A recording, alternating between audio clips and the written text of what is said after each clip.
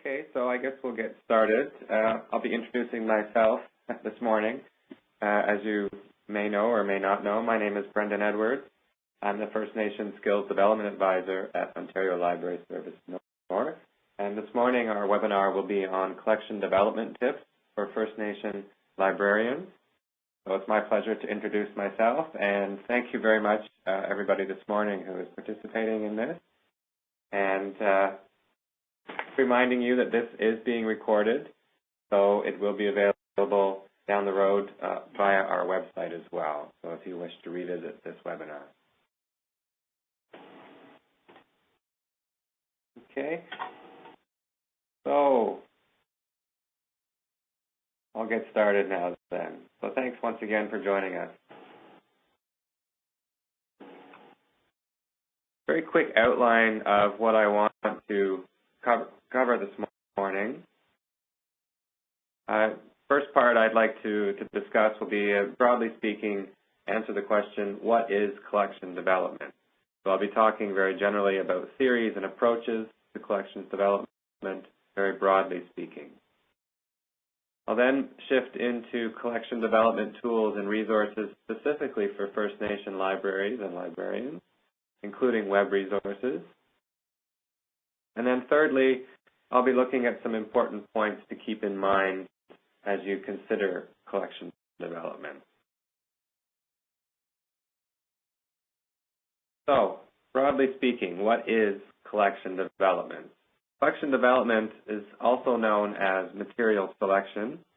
It's the important process of planning and building a useful and balanced collection of library materials over a period of years based on an ongoing assessment of the information needs of your library's clientele, analysis of usage statistics, demographic projections, and your budgetary limitations.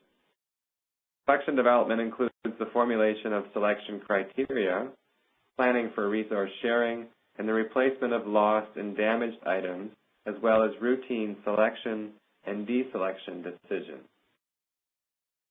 Library collections are developed by buying or otherwise acquiring material over a period of time based on a careful assessment of the information needs of your library's users. It's an ongoing process that changes as your community changes. Collection development, broadly speaking, includes 4 basic elements, and I've listed these for you on my PowerPoint. First is the creation of policies to guide material selection. Secondly, the evaluation and planning for new collections or collections areas. Thirdly, removal of materials no longer needed or wanted in the collection. This process is also known as weeding. And selection, which is consciously selecting and choosing materials for your library.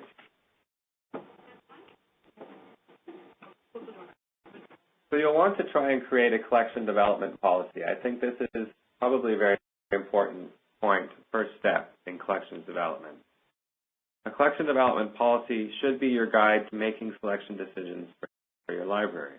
A written policy will ideally spell out your library's priorities and outline its plans for growing the collection over a period of time.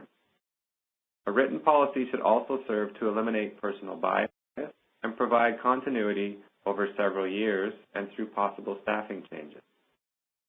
Collection development policies should contain basic statements on the following: selecting and buying materials for your library, including statements and guidance on content that you wish to include, subject areas that you wish to include in your collection, degrees of specialization. So for a public library, you may not wish to go too far into academic literature, but you may want to include some of that.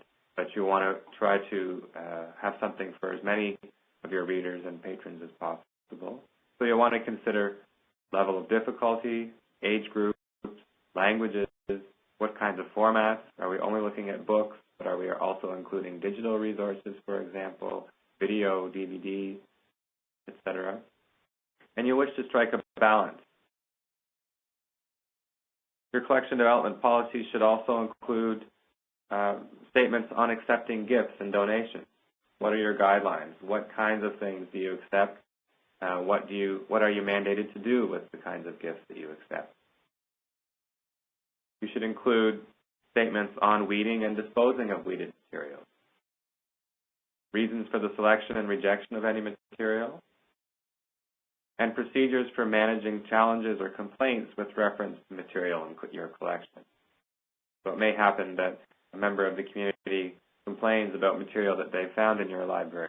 Well, your collection development policy might have a few words in there in terms of providing you guidance of how you may respond to those kinds of complaints. A clearly worded collection development policy can be very helpful in responding to challenges from pressure groups that may arise over the nature of your library's content, and can also serve as a clear guide in the event of staffing changes. I think that's probably the most important thing to consider in terms of a collection development policy, is to consider that you yourself may not be in the library forever, and somebody else coming along down the road could really use that kind of guidance in terms of entering into the position as a new person. I wanted to point to a good example of, within a First Nation context, of a public library that has developed policies, and that is Six Nations Public Library. And I've pointed you to their website, which you should note the address if you want to take a look at it for yourself later on. You may find what Sabrina has done at Six Nations to provide you some guidance and inspiration. Another good place to go for guidance and inspiration would be on the Ontario Library Service Joint Clearinghouse, where there is some more general statements on policy development. And remember, of course, that Ontario Library Service North Skills Development Advisors are always available to provide guidance and feedback on policy formulation, etc. So don't hesitate to contact either myself or Marietta or Stephen Krause in our office.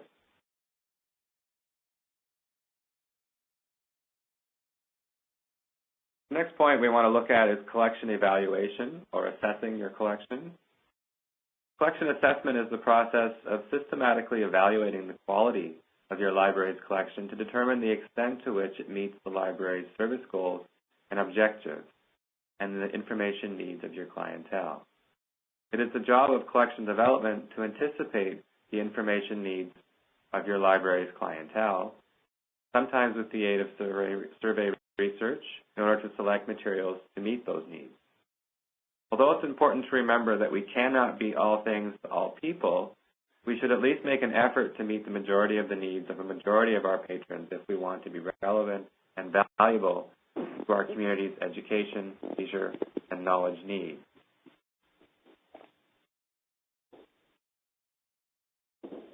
When we consider weeding, which is a very important part of collection development, weeding involves removing outdated, unused, or worn-out items so that current information-rich and visually appealing materials are easily seen and accessed.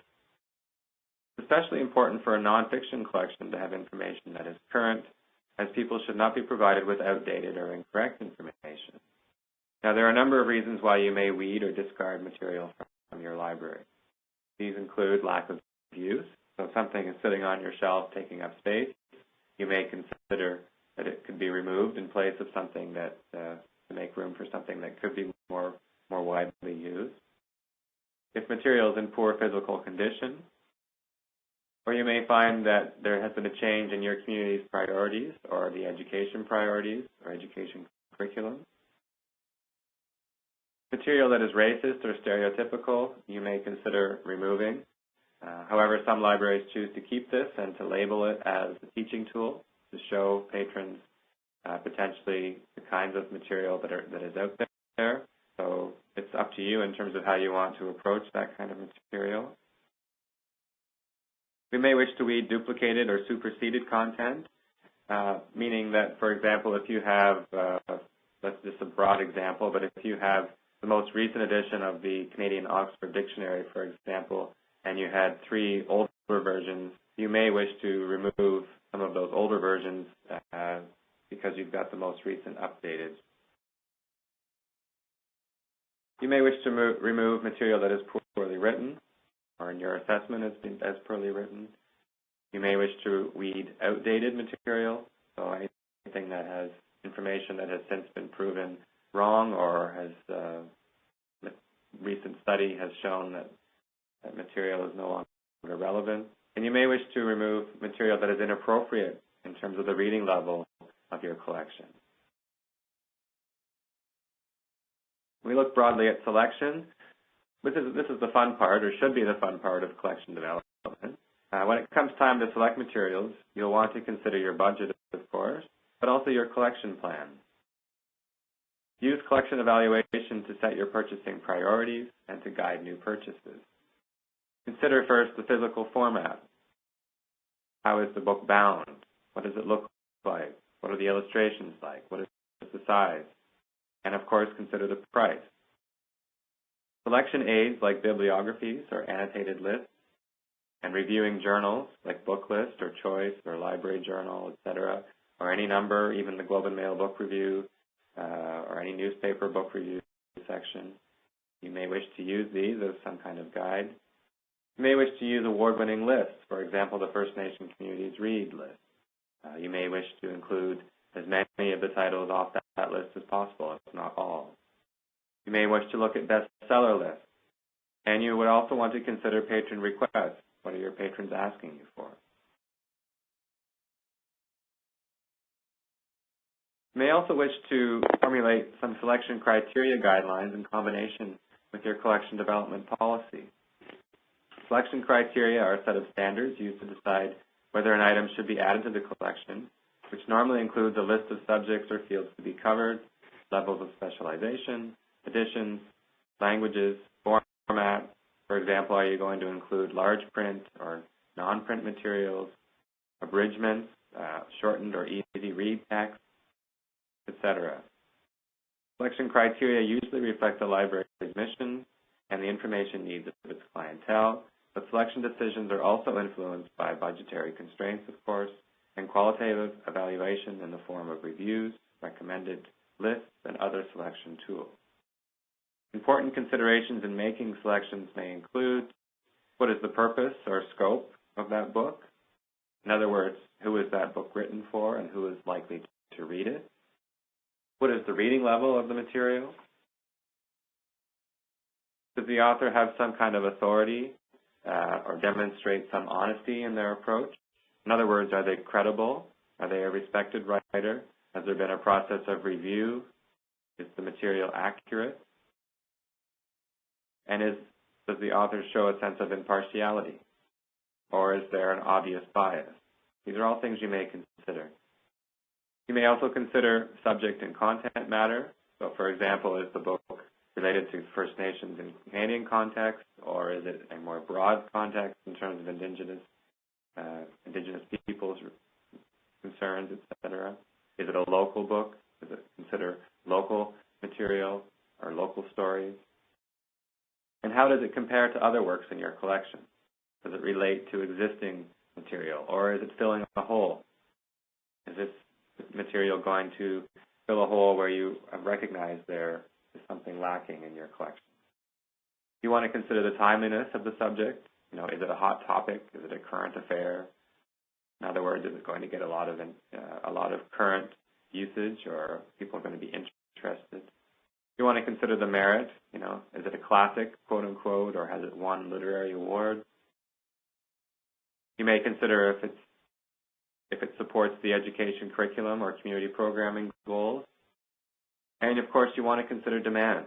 If patrons are asking for something repeatedly, then that's something you may very well want to acquire. Now, looking more specifically at some tools that relate very specifically to First Nation libraries, there are a number of tools and selection aids that you might consider using to help you make informed decisions about what to add or remove, as the case may be.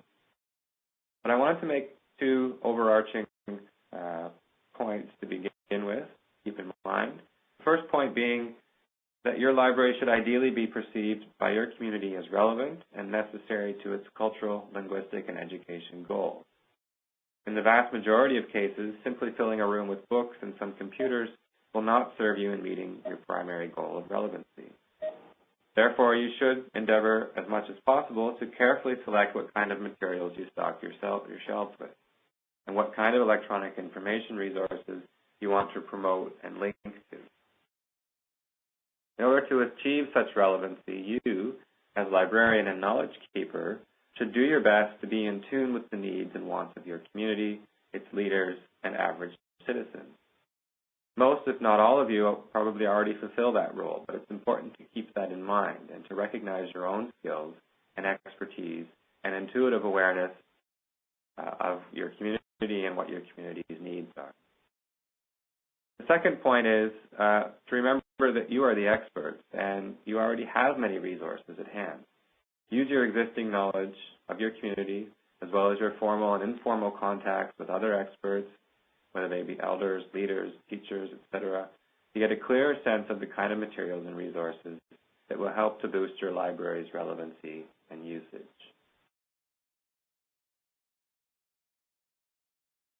Keeping these points in mind, here are some general guidelines for evaluating First Nation resources you might be considering purchasing or acquiring for your library. These guidelines should help you to do the following. They should help you to assess whether or not books, etc., accurately portray the cultural diversity of First Nation peoples.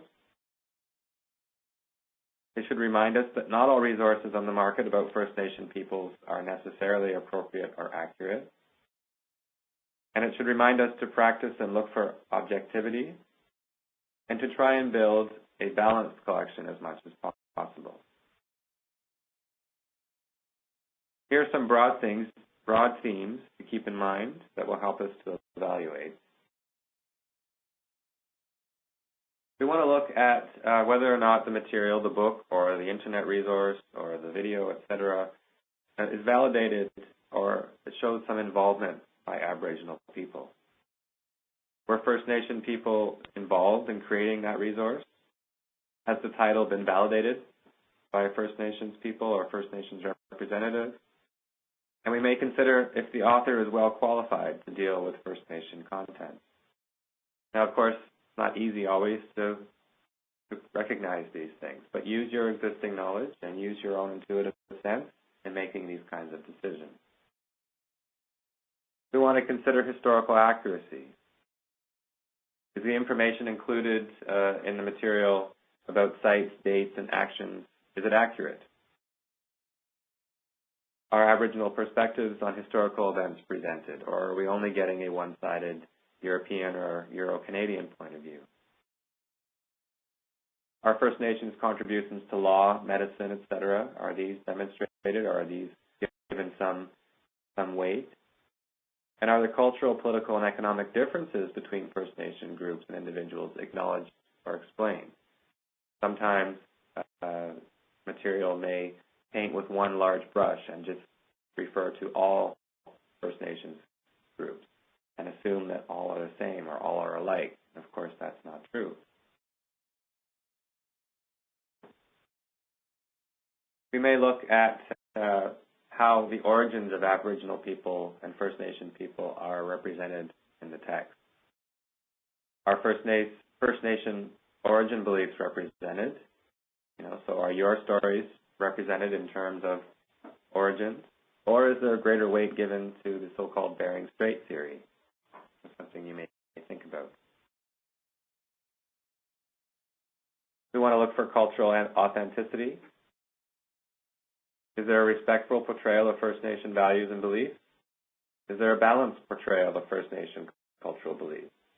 In other words, not just the negative aspects, and vice versa, maybe not just the positive aspects. We want to try and see if there's balance there. Is there a respectful representation of Aboriginal music, dance, art, and literature? Is there an accurate portrayal of worldviews and cultural meanings of items like dress, dance, etc.? And is there a respectful understanding and treatment of sacred stories?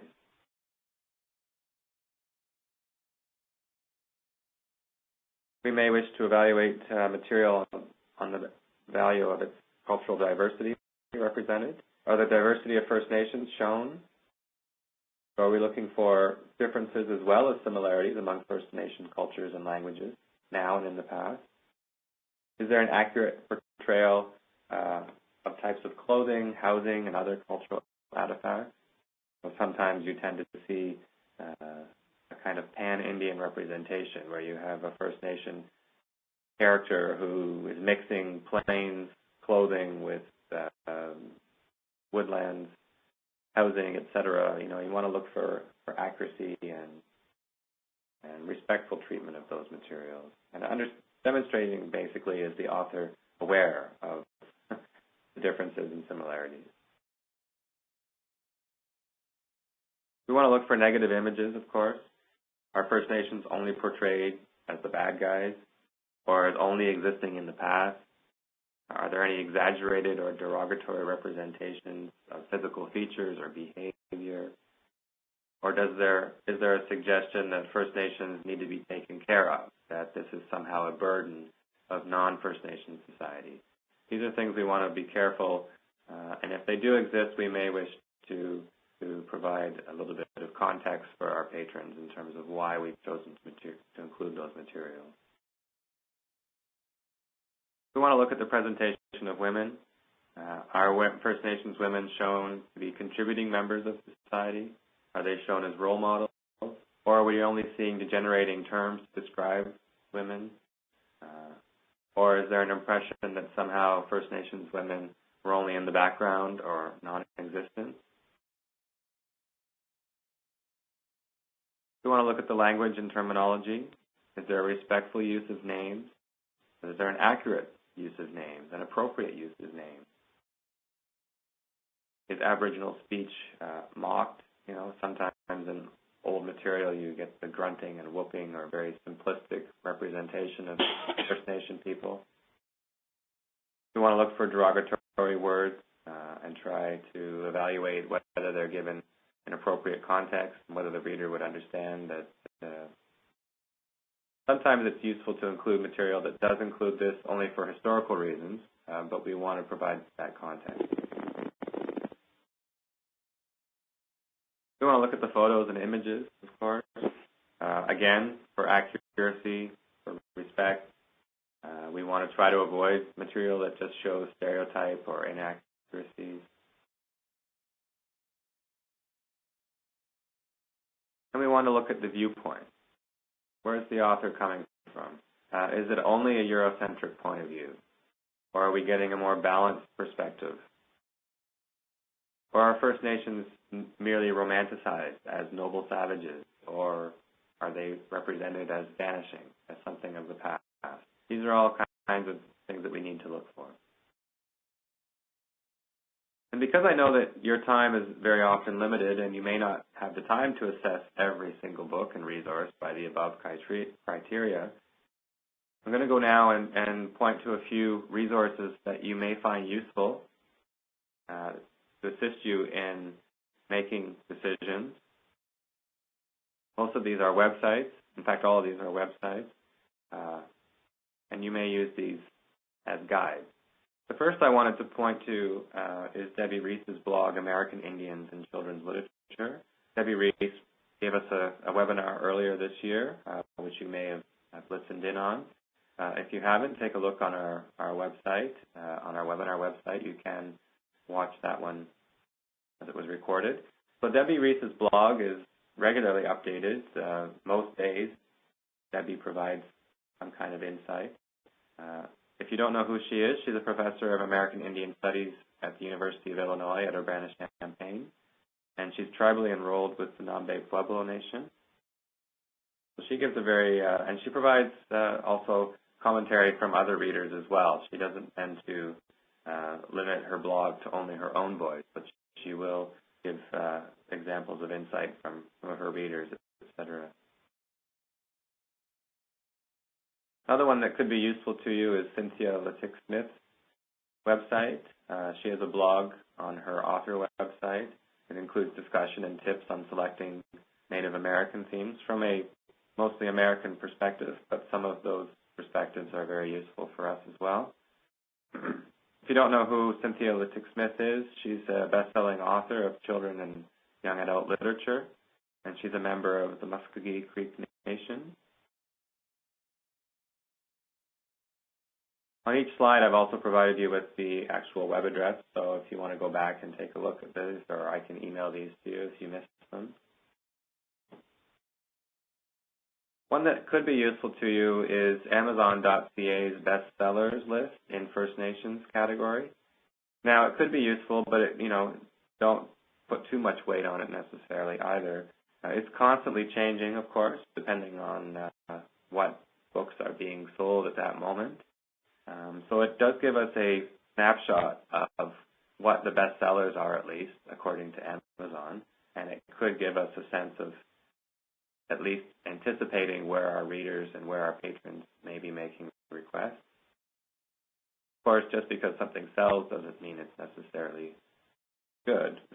You have to keep that in mind, too. One that you're no doubt aware of is goodminds.com. Not a lot of commentary on goodminds.com in terms of providing you with insight, but most of what GoodMinds sells, if not all of what GoodMinds sells, has been already pre-vetted. It has been selected for a reason. They try to leave out material that is stereotypical or negative or otherwise damaging. So most of what you find, if not all of what you find on GoodMinds, has already gone through a selection process of some kind, so you can be fairly certain that the material will be relevant and useful.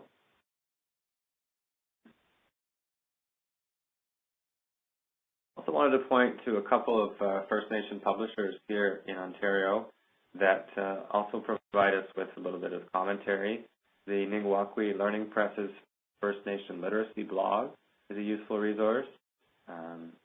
Similar to Debbie Reese's blog and Cynthia Littick-Smith, but from a Canadian perspective, providing us some insight in terms of the kinds of material that they're publishing and considering publishing. It's based out of the Saugeen First Nation in Southern Ontario, for those of you who are unaware of it. There's also Kegadansi Press, which is run by the poet and writer Kateri Akwenzi Dam from Cape Crocker First Nation in Southern Ontario as well. And lots of interesting material there and the occasional commentary on their website about the kinds of material that they're looking at and the various trends, etc., in the publishing of First Nation material in this province.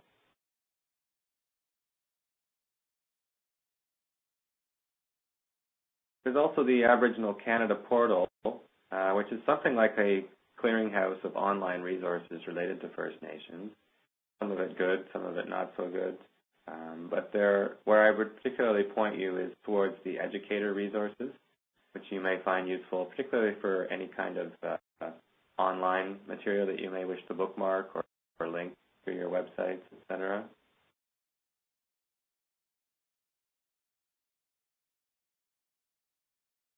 And then there is oyadi.org. They used to publish a Books to Avoid list, and some of you may have been familiar with that Books to Avoid list. They no longer publish that on their website, and they've given reason, and they've replaced that with 2 critical evaluation guides.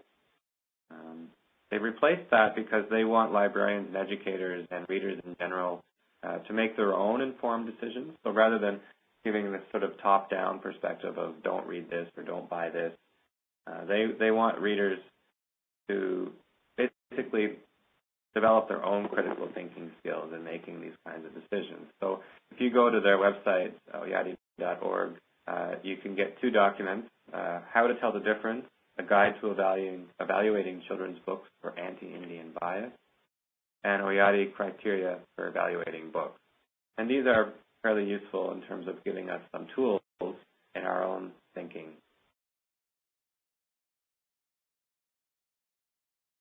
Now, keep in mind, and this is what the Oyadi.org decision, I think, reflects in part. This is an interesting quotation in relation to collection development. The process of collection development and evaluation is an intellectual exercise demanding time, extensive subject knowledge, and critical analytical skills. Collection development is not merely a matter of adhering to a recommended checklist. So while all these checklists and these websites are certainly useful, I would caution you against merely buying what they recommend and avoiding what they avoid to recommend. You'll want to use your own common sense and your own expertise, as I mentioned before, in making some of these decisions. Now, of course, I know you don't all have the time necessarily, and that's where we need to strike a balance. So just try and keep that in mind. We'll also want to keep in mind the responsibility of the public library. Public libraries have a basic responsibility for the development and maintenance of intellectual freedom. Now, it's the responsibility of libraries to guarantee and facilitate access to all expressions of knowledge and intellectual activity, including those which may be considered by some people to be unconventional, unpopular, or unacceptable. So to this end, we should endeavor to acquire and make available the widest variety of materials as possible. It's an elusive goal, of course. It's not possible to include everything, but we need to keep that in mind at least. Try to be as balanced as possible, and consider that our patrons come from, a number of different educational backgrounds, for example, or they may have different life experience, et cetera, that may inform their own kinds of choices and decisions about why they use a library and what kind of material they look for in a library. We should do our best to avoid collection development bias, which is a process of partiality in the selection of materials for a library collection, whether against or in favor of materials presenting a particular point of view, or with respect to a specific type of resource, category, publisher, etc. Some studies suggest that librarians tend to avoid selecting potentially controversial books and media for reasons that are either conscious or unconscious. We may consider this. Now, of course, from a First Nation perspective, we may be doing this quite willingly. We may be excluding materials that we consider damaging or are inaccurate. Nonetheless, we want to be able to justify those decisions as much as possible. And that's where collection development policy is very useful in providing us a backbone, basically, to some of the decisions that we make.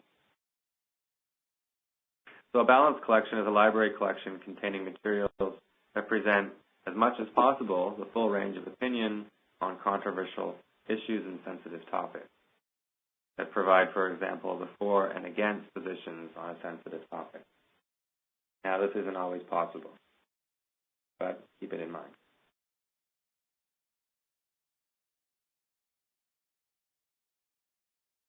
Something that I would urge you to think about when you're considering weeding and discarding. You may wish to consider whether or not the material is unique. Is it self-published? Was there a small print run?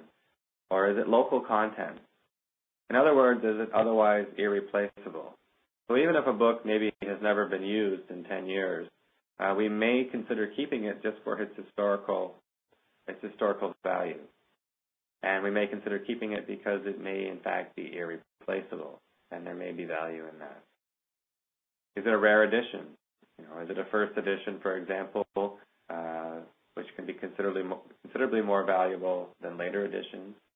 Is it a book that's out of print, or that it was printed only in a very small run, or locally printed? We may want to consider keeping material that is signed by the author as well. In other words, we don't want to throw away something that down the road we discover may actually have had some value, whether that's value intellectually or value financially. I mean, it depends. You need to balance that, of course. And a good place to go, just to get a general sense of how rare or valuable a book may be, at least from the financial point of view, is avebooks.com. I don't know if any of you are familiar with this website, but myself, as somebody who tends to have my own library at home and who is constantly trying to acquire books at minimal cost, AVE Books is a good resource for used and rare material, and it's basically a database of used bookstores from around the world. So you can quite often find books at quite good prices, comparable to, for example, the mainstream Amazon or Chapters, etc. but it's also a good place to get a sense of how rare a book or how valuable a book may be.